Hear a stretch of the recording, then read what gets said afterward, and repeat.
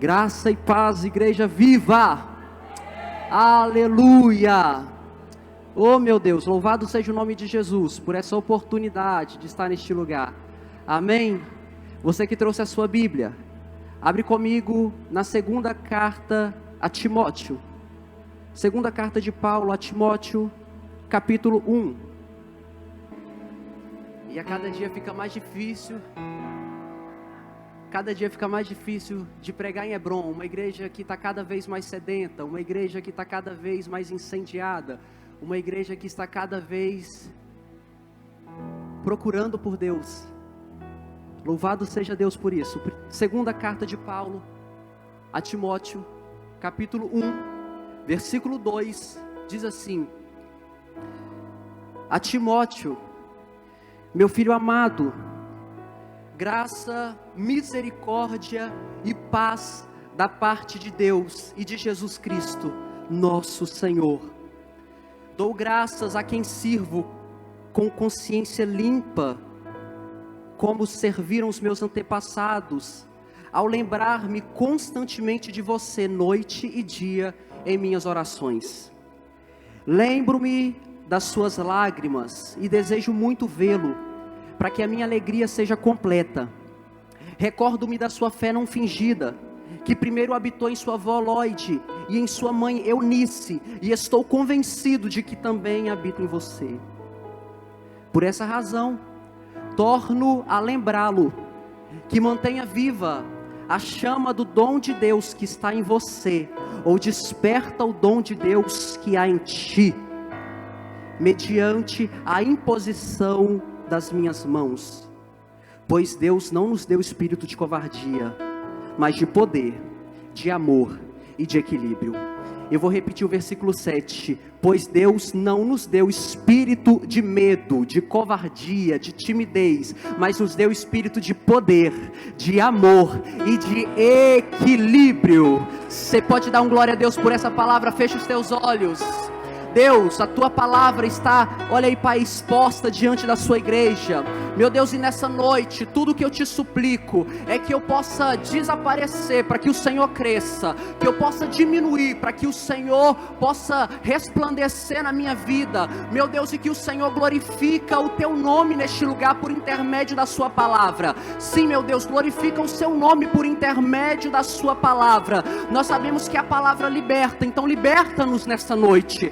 Nós sabemos que a tua palavra transforma, então nos transforma nessa noite. Nós sabemos que a tua palavra aviva, então aviva-nos nessa noite. Nós sabemos que a tua palavra traz alegria ao coração, então desperta essa alegria em nós nessa noite. Nós sabemos que essa palavra, meu Deus, ilumina os nossos olhos, trazendo luz aonde existe trevas. Então, meu Deus, ilumina as nossas mentes, ilumina os nossos corações, ilumina a nossa alma, ilumina o nosso espírito, ilumina,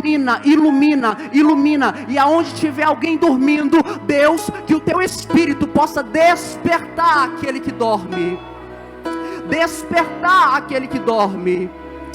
Deus, eu te suplico que tão somente glorifica o teu nome, porque há poder na tua palavra, não tem nada a ver comigo, não tem nada a ver com as minhas habilidades, não tem nada a ver com o meu dom, mas tem a ver com a sua palavra. Não tem nada a ver, meu Deus, com diplomas, não, mas tem a ver com a sua palavra. Não tem nada a ver com a oratória, mas tem a ver com a sua palavra.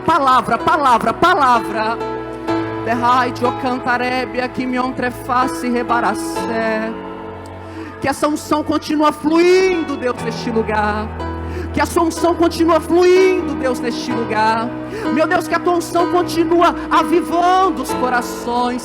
Que a sua unção continua, olha Pai, quebrando correntes, despedaçando julgos, tirando cansaço e aliviando o teu povo em nome de Jesus. Em nome de Jesus, a igreja diz: glória a Deus. Aleluia, que alegria, meu Deus. Que graça eu sinto aqui neste lugar. Timóteo, esse menino esse jovem, que era neto de Loide, filho de Eunice. A Bíblia vai dizer que ele caminhou com o apóstolo Paulo. Alguns estudiosos acreditam que Timóteo tenha nascido na Ásia, na cidade de Listra, e esse menino tenha se convertido na primeira viagem missionária de Paulo, quando Paulo viaja para Listra. Então acredita-se que esse menino tenha se convertido ali, e tenha ficado com o apóstolo Paulo, porque agora Paulo vai começar a discipular, Paulo vai começar a ensinar, Paulo vai acolher, Paulo vai abraçar esse jovem, e começa a prepará-lo, Irmãos, coisa boa é quando alguém acredita no nosso chamado, coisa boa é quando alguém acredita em nós a ponto de investir em nós. Coisa boa é quando alguém nos acolhe para nos discipular, para nos ensinar. É isso que o apóstolo Paulo vai fazer com Timóteo. Alguém poderia olhar para ele e dizer: é mais um jovem. Alguém poderia olhar para esse rapaz e dizer: é só mais um convertido. Mas não era não. O céu já tinha selado a vida de Timóteo. O céu já tinha marcado a vida de Timóteo. Paulo não estava discipulando qualquer jovem. Paulo estava discipulando aquele que viria a ser o primeiro bispo, o primeiro pastor da igreja de Éfeso. Paulo estava discipulando alguém que se tornaria agora um pastor. Deixa eu te dizer algo, você só está aqui porque um dia alguém foi Paulo na sua vida. Você só está aqui porque um dia alguém te acolheu. Você só está aqui porque um dia alguém te ensinou. Você só está aqui porque alguém um dia te discipulou. E deixa eu te dar um conselho do céu: invista em alguém também. Seja Paulo na vida de alguém. Traz alguém para perto, acolhe, ensina, discipula, faça como a filha de Faraó. Não deixe esse menino passar por você desapercebido, mas pegue esse Moisés da água, leva para casa, acolhe, ensina, investe nele, que pode ser que ele seja o próximo libertador que Deus está levantando. Aleluia! Não era qualquer pessoa. Paulo estava discipulando alguém que foi escolhido. Talvez você tenha a oportunidade do céu de discipular alguém, de ensinar alguém que foi chamado para uma grande obra nessa terra. Então Paulo agora começa a investir em Timóteo. Investe, ensina. E ele vai assumir a igreja de Éfeso como bispo, como pastor.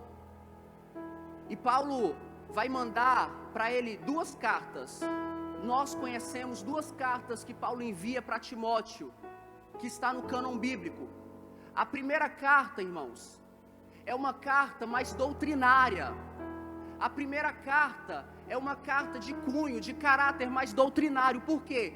Porque Paulo vai ensinar Timóteo acerca de como o homem deve se comportar na igreja, de como a mulher deve se comportar na igreja. Paulo vai ensinar para Timóteo acerca do episcopado, como o bispo tem que ser, como o diaconato tem que ser, como as viúvas precisam se portar. É uma carta totalmente doutrinária. Mas a segunda carta não. A segunda carta é uma carta mais encorajadora.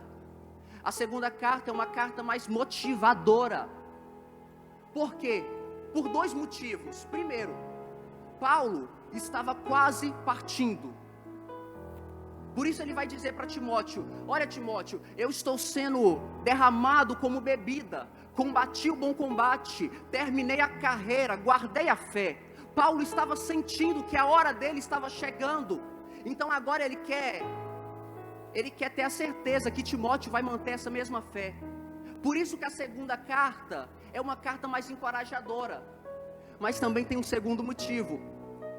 Timóteo estava vivendo dias difíceis na igreja, porque havia entrado na igreja falsos mestres, pessoas que estavam pregando heresias. Timóteo ministrava uma coisa, mas os falsos mestres disseminavam outras coisas. E se dentro da igreja estava difícil, fora da igreja também.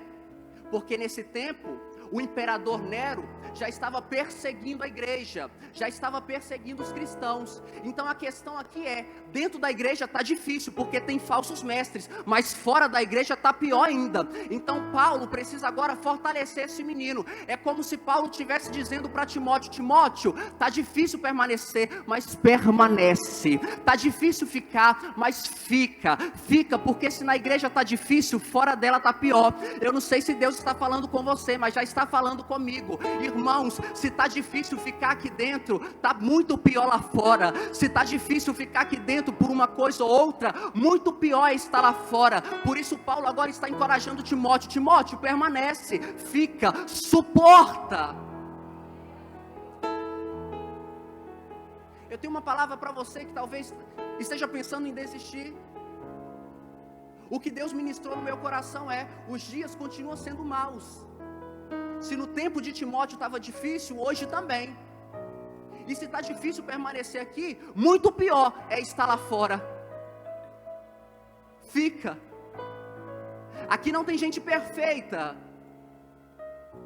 mas pelo menos a igreja tem um dono, e o dono dela é Jesus.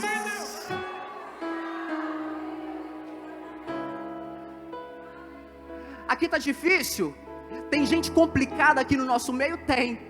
Mas deixa eu te dizer, o Espírito Santo continua com a igreja.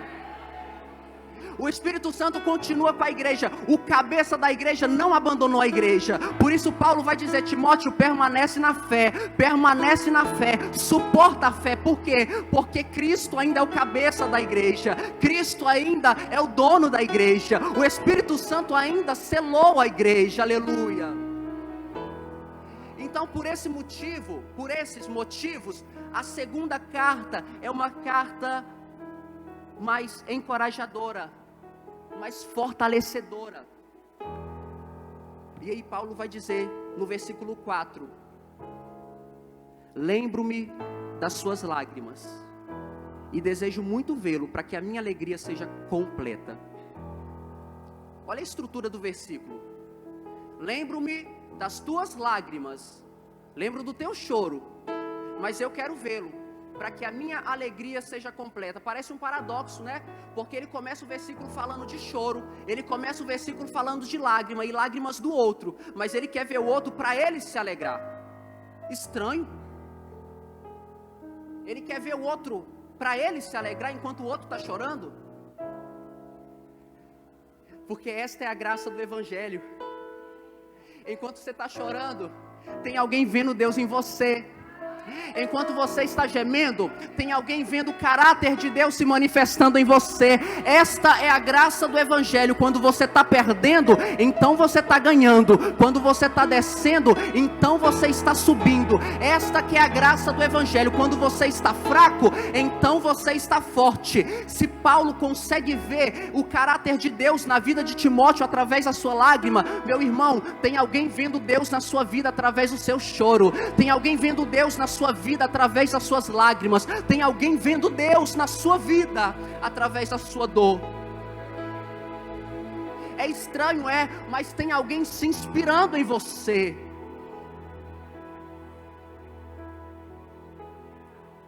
Oh meu Deus.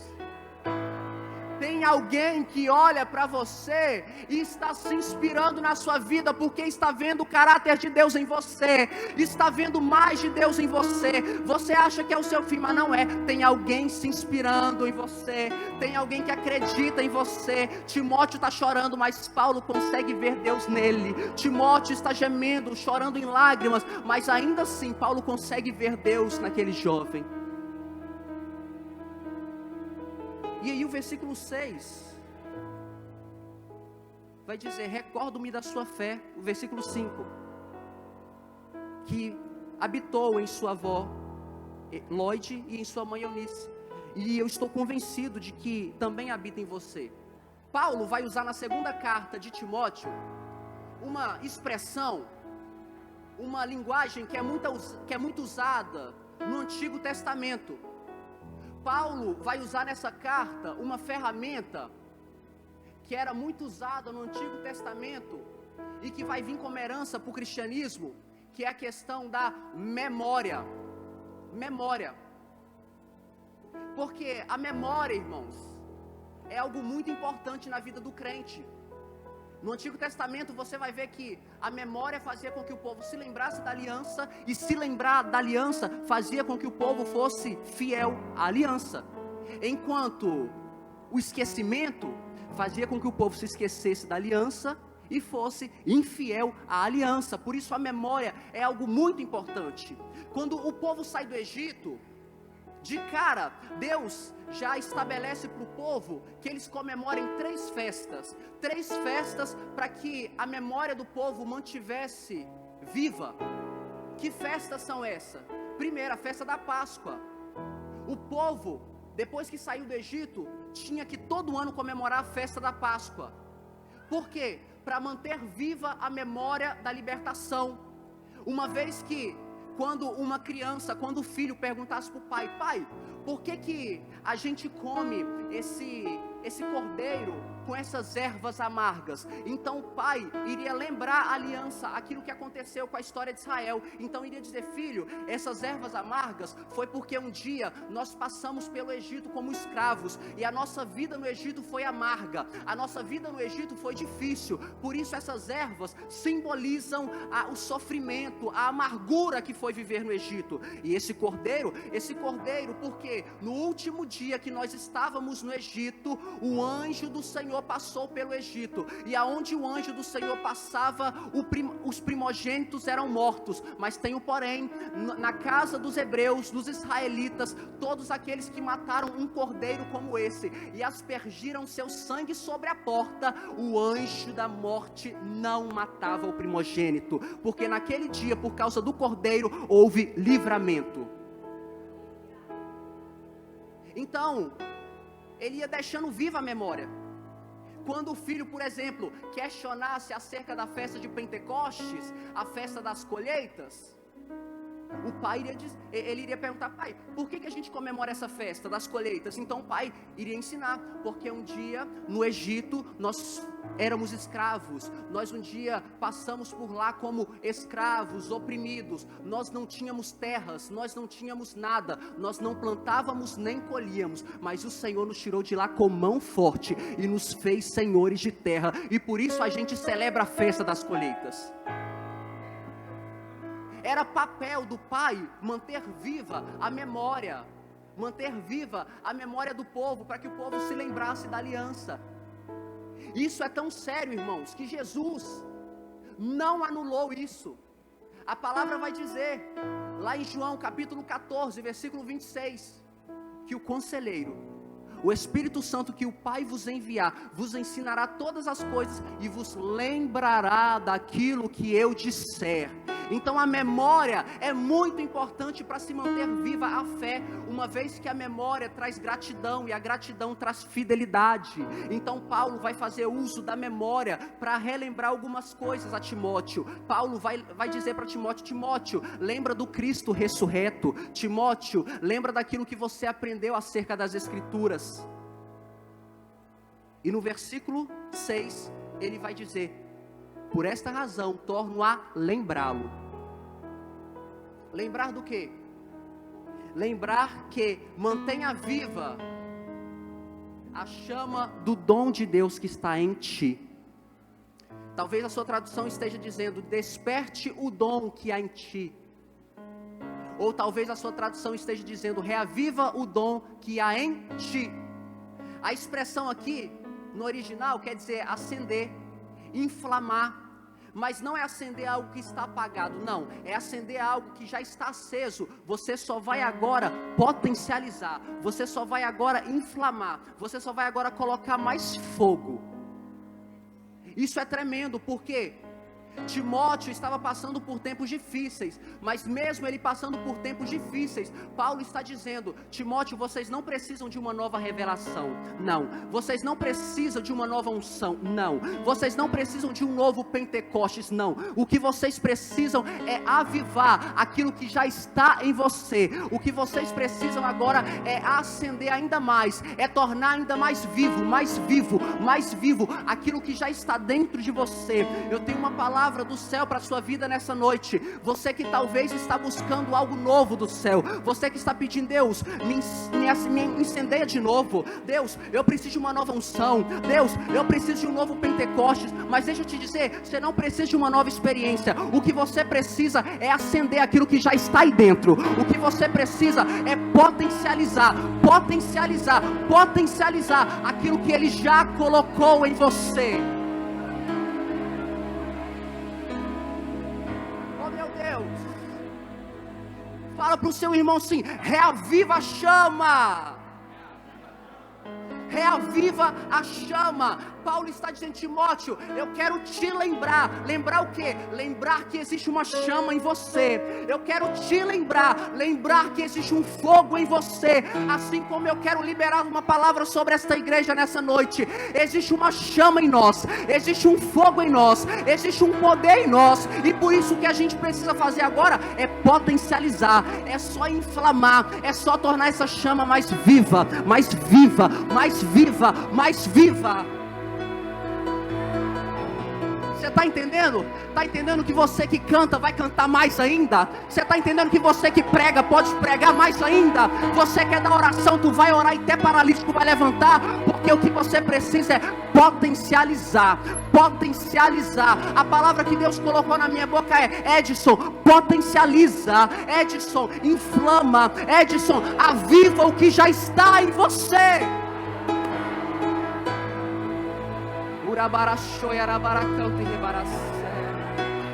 Já está em você, já está em você, já está aí dentro.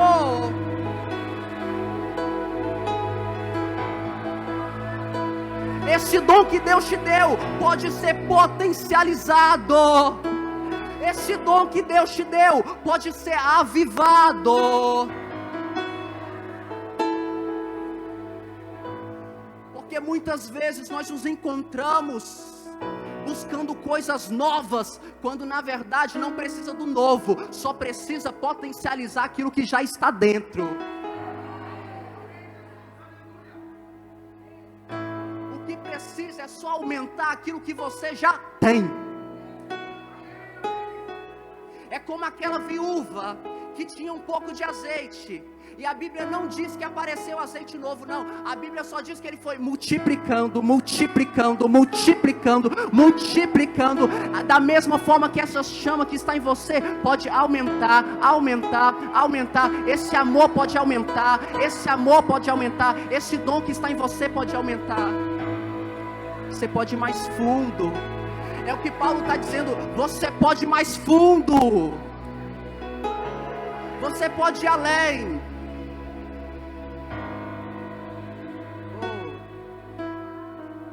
Desperta o dom que há em ti. Deus te trouxe aqui para te dizer: desperta o dom que há em ti. Não é que vai vir, já está. Versículo 7. Pois Deus, aqui versículo lindo, não nos deu espírito de medo, ou covardia, ou timidez, mas de amor, de poder primeiro, amor e moderação. Ele poderia ter usado várias outras palavras aqui. Ele poderia ter dito: Deus nos deu espírito de alegria, espírito da fé. Não, mas ele usou palavras específicas para o tempo que Timóteo estava vivendo. Deus não nos deu espírito de medo, mas nos deu espírito de poder, de amor e de moderação. Primeira coisa, qual é a relação de medo com poder? Medo aprisiona, mas poder liberta. Medo te trava, mas o poder te move.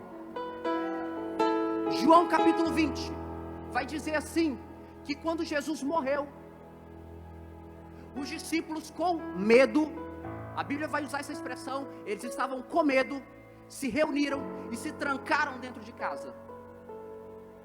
Quem mandou os discípulos ficarem trancados dentro de casa? Quem deu essa ordem? O medo. Porque se tem uma coisa que aprisiona, é o medo. Se tem uma coisa que te trava, é o medo. Se tem uma coisa que te para, é o medo. Mas a Bíblia vai dizer que Jesus, com as portas trancadas, vai entrar e vai se posicionar no meio deles. Ele não abriu a porta para nos mostrar que aquilo que me para, não para Jesus. Aquilo que me aprisiona, não aprisiona Ele. Ele entra com a porta aberta, com a porta fechada, com o muro, do jeito que for, mas Ele entra. E a palavra vai dizer que Ele entrou. E quando Ele entrou, Ele vai dizer: paz seja convosco. Porque aquilo que tira a minha paz, não tira a paz dele não. Ele continua sendo o príncipe da paz. Ele vai dizer: paz seja convosco. E a Bíblia vai dizer que Ele sopra sobre os discípulos e vai dizer: recebam o Espírito Santo. Coisa linda, sabe por quê? No capítulo 20, eles estão trancados com medo. Mas depois que eles receberam o Espírito Santo, no capítulo 21, a Bíblia vai dizer que eles estavam agora juntos, mas aonde? Trancados não, eles estavam na praia. No capítulo 20, trancado com medo, mas no capítulo 21, eles estão na praia. Deixa eu te dizer algo: o Espírito que está sobre nós, não é Espírito que nos paralisa, não é Espírito que nos tranca dentro do quarto, não é Espírito que nos aprisiona, não é Espírito que nos mantém em prisões, mas é Espírito que nos libera, que nos envia, que nos liberta, que nos sopra. Oh, aleluia! Porque se tem uma coisa que o medo faz, é aprisionar, mas aí o poder vem e libera. Oh, aleluia! Ele não me deu espírito de medo, mas de poder. O medo vai me parar, mas o poder vai me enviar. O medo vai tentar me estagnar, mas o poder vai me empurrar para o propósito. E a Bíblia vai dizer: e de amor. 1 Coríntios, capítulo 13, diz que o amor tudo suporta, mas o medo não. O amor tudo suporta, mas o medo não. Uma das queixas que o apóstolo Paulo vai fazer para Timóteo é: Timóteo, todos me abandonaram. Timóteo,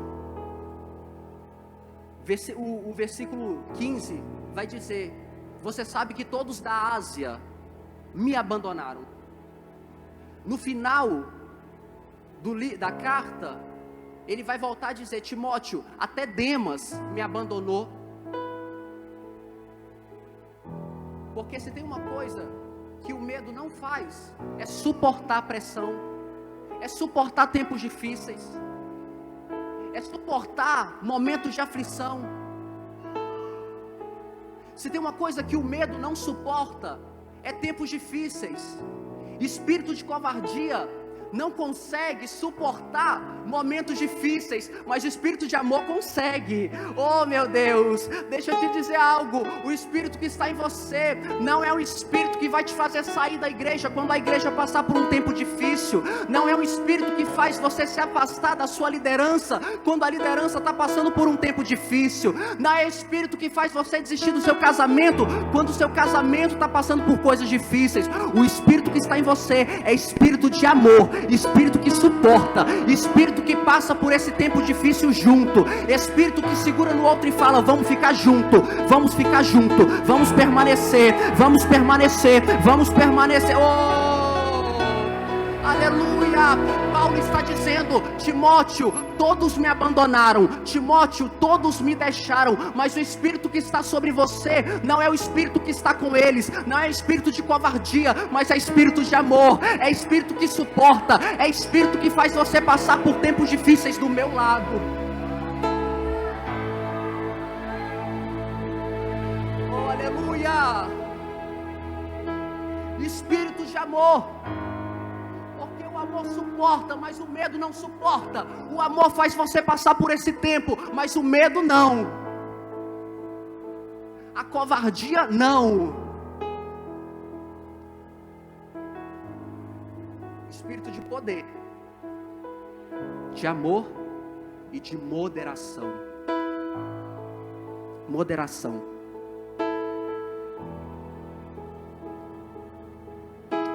Essa igreja estava passando por algumas situações complicadas. Tinha um povo difícil lá, irmãos. Novidade, né? Tinha um povo difícil lá na igreja de Éfeso. Primeiro, tinha uns irmãos que gostavam de discutir teologia. Mas era um negócio tão estranho que a Bíblia vai dizer que eles misturam genealogia. Ao contrário de nós, a gente não gosta de ler genealogia, eles gostavam de discutir genealogia. Vai entender, né? Mas tudo bem. Eles discutiam teologia misturado com fábula e misturada com mito. Aí dava um negócio tudo doido, que o negócio gerava até briga. Até briga. Paulo vai dizer: Timóteo, foge disso, que você está vendo que isso está gerando briga. O povo está dividindo. O povo está se dividindo e tem alguns que estão abandonando a fé. Tinha um povo muito ocupado com coisas que não eram para eles estar ocupados. Mas tinha também umas irmãs que, quando ficavam viúvas, ao invés de se dedicar a Cristo, se dedicar à obra, as irmãs ficavam muito ociosas. É o que Paulo vai dizer. Elas ficavam tão ociosas que elas ficavam indo de casa em casa, fazendo fofoca, falando da vida do outro, e se desviavam da igreja. Olha que situação, irmãos. Não tem isso. Olha que coisa complicada. Por quê?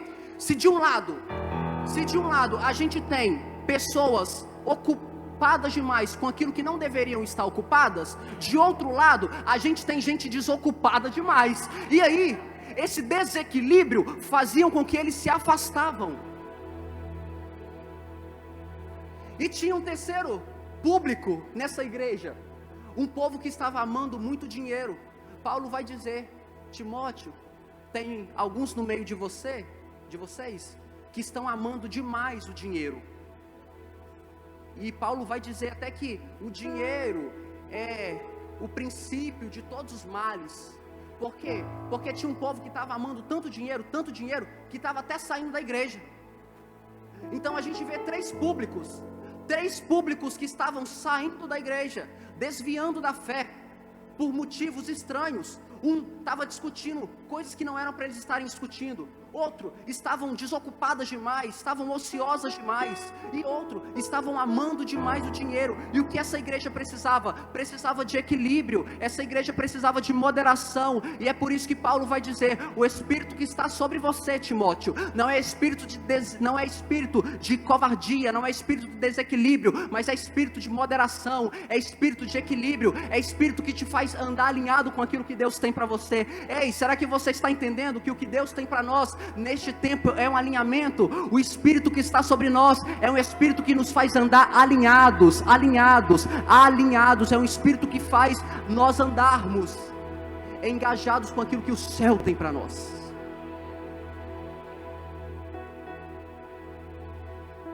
Por esse motivo, desperta o dom que é em ti,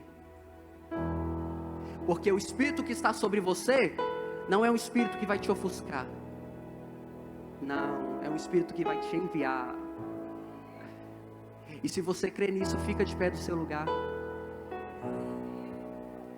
O pessoal do louvor me ajuda aqui.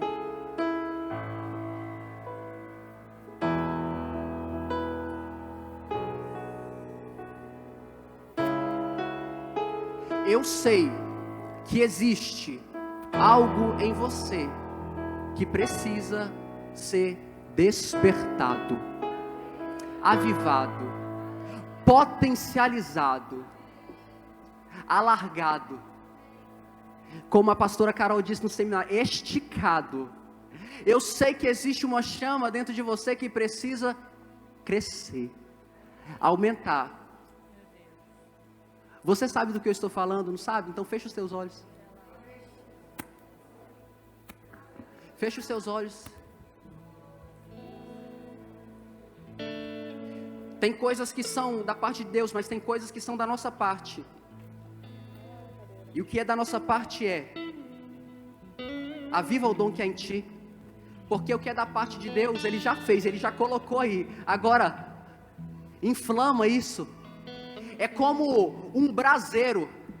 Quanto mais você sopra, você abana, mais as brasas vão pegando fogo. É como um fogareiro. Quanto mais você vai colocando lenha, mais vai pegando fogo. É como um altar, que quanto mais você tira cinza, a chama aumenta. Então deixa eu te fazer um convite nessa noite. Tira cinzas desse seu altar. Coloca mais combustível nesse fogareiro. Ei, meu irmão, coloca mais brasas nesse seu altar. Deixa o Espírito Santo te incendiar. Deixa o Espírito Santo avivar a tua vida. Não olha para mim, fecha os teus olhos. É você e Deus.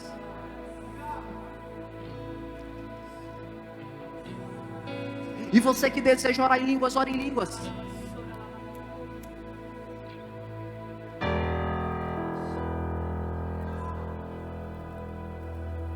Limpa esse altar.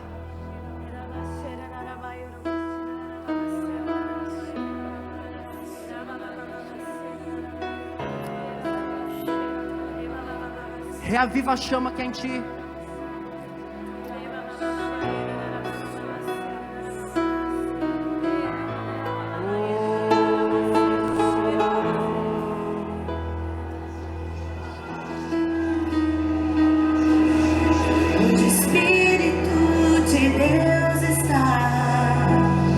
Você é livre. Eu sou livre. Se quiser pode apagar as luzes. Onde o Espírito Os meninos aí de trás, Deus por está. favor. Eu sou livre.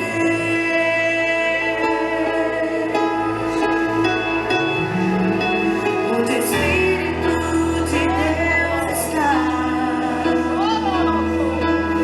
Eu sou livre.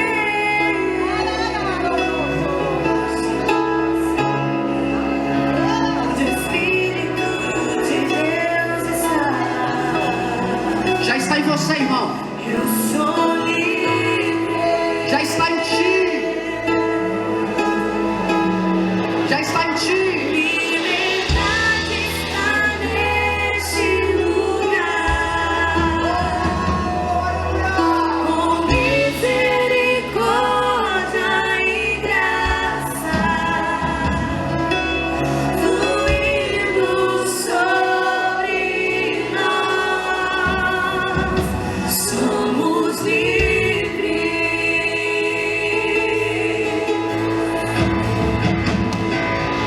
Jesus reina nesse lugar. Deixa ele fluir. Com misericórdia e graça, fluindo sobre nós. Somos livres.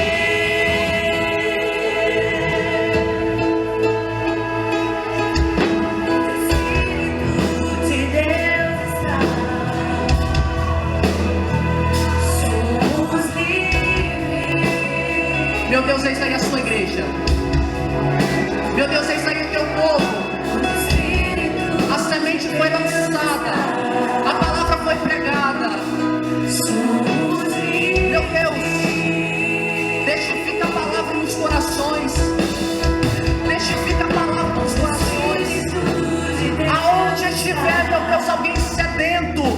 Aonde estiver, meu Deus, alguém desejoso em reavivar a chama que está nele. Espírito Santo, eu peço, sopra ele, Espírito Santo, sopra esse braseiro, sopra esse braseiro.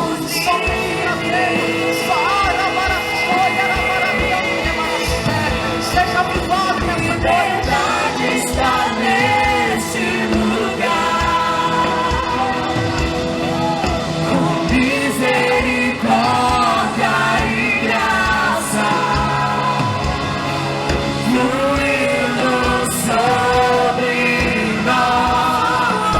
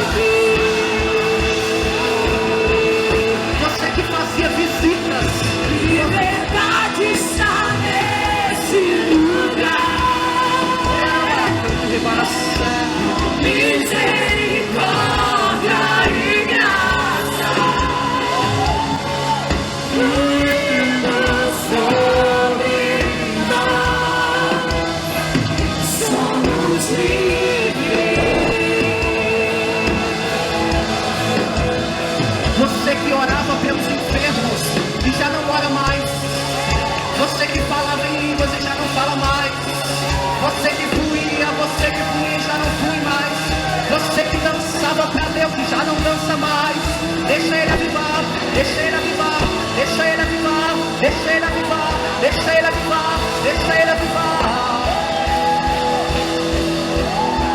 Você que tinha o seu coração queimando por almas perdidas e já não queima mais, deixa Ele avivar de novo. Oh, você que ia nos hospitais e já não vai mais. Você que ia em prisões e já não vai mais. Ei, deixa Ele avivar, deixa Ele avivar, deixa Ele avivar, deixa Ele avivar. Nunca é vencido. Você que um dia esteve no nosso meio e já não está mais, deixa Ele te trazer para perto de novo. Fogo nunca dorme, fogo nunca apaga, nunca apagará. Você que tocava e já não toca mais, e já não toca mais. Ei, volta. Deus nunca dorme, Deus nunca é vencido. Potencialize.